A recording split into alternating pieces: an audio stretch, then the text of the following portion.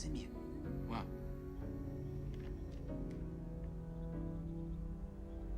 Is he looking at us? Jesus, do you think he knows? Quick question. When was the last time you actually read a privacy policy? Do you care about your privacy? We're all lying.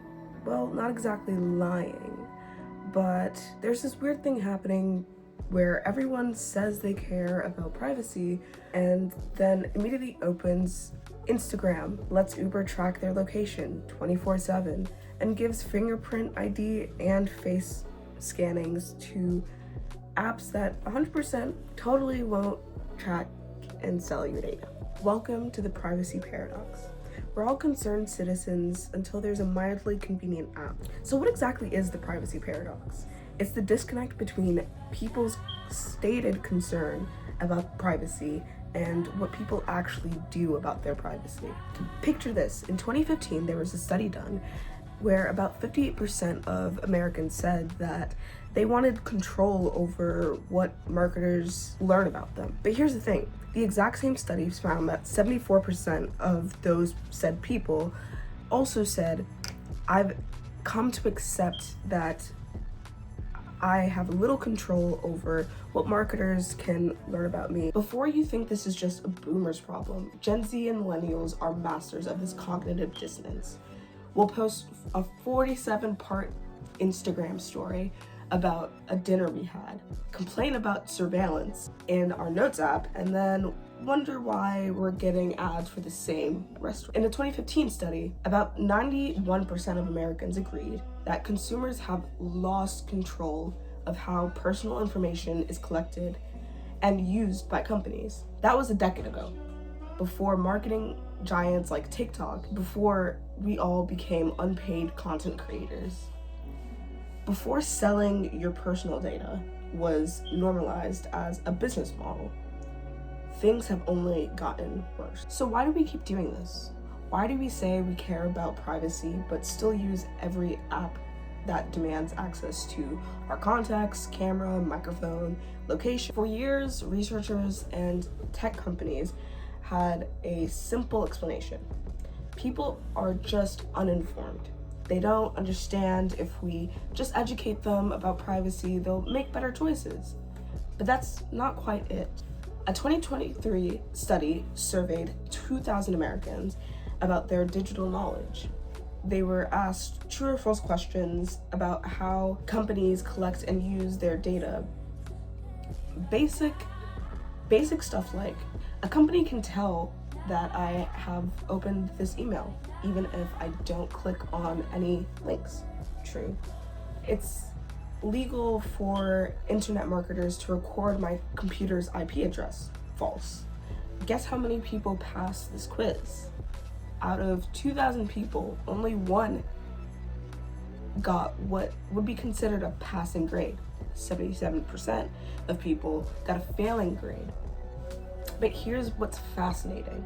The people who knew more about data collection and how it works weren't exactly less resigned about it. They were actually more resigned about it.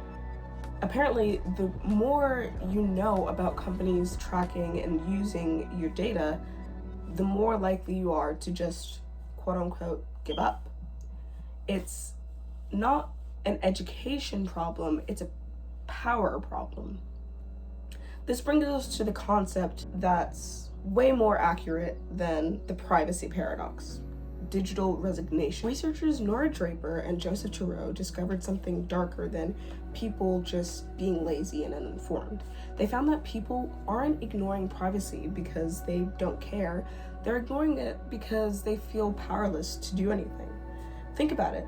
Have you ever actually tried to protect your privacy online? What did that look like? You'd have to read every privacy policy, adjust settings on every single app and website you use a VPN, install tracker blockers, switch to privacy-focused browsers, opt out of data collection, and hundreds of websites. Even if you did all of that, companies would still find a way to track you.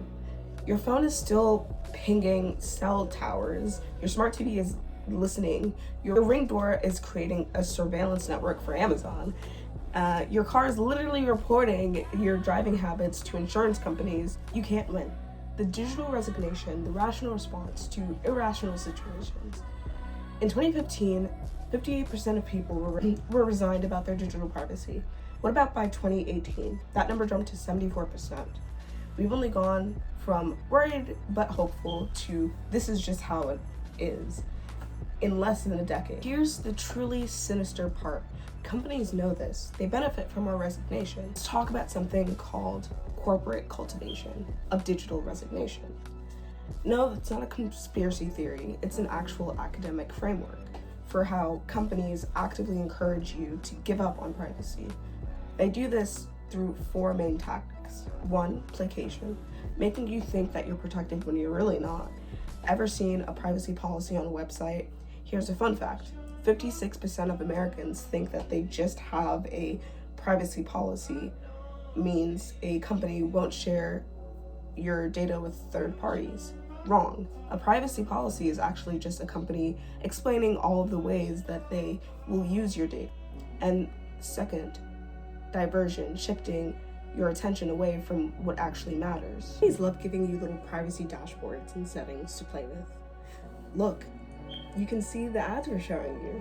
You can download your data. Meanwhile, they're collecting data from 5,000 third-party sources, and you don't even know about it. They're making your entire digital footprint disappear into a data collection source. Jargon. The third concept is jargon, making it impossible to understand.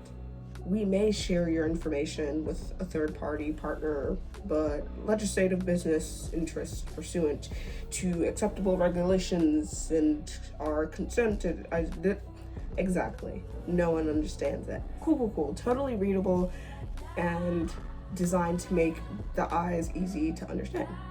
Search policy requires a college reading level and takes about 15 to 20 minutes to read in the first place. And that's per website. There are 1.3 billion websites on the internet. Do the math. You need approximately 2,100 years of reading to read all of that. The privacy policies for websites that exist right now.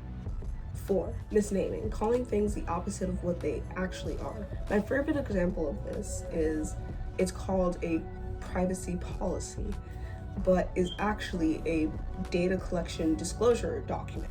It should be called, here's how we're gonna use your stuff policy, or you have no privacy policy. But that probably wouldn't test well with people. Now let's talk about everyone's favorite part of browsing the internet in 2025. Cookie consent pop-ups. You visit a website immediately and you get, we value your privacy. We and 847 trusted partners need your consent to, and you just hit accept all because the reject all button is either A, hidden, or B, doesn't actually exist, or C, requires you to have manual unchecked 847 different companies. D, all of the above. This is what privacy law currently looks like.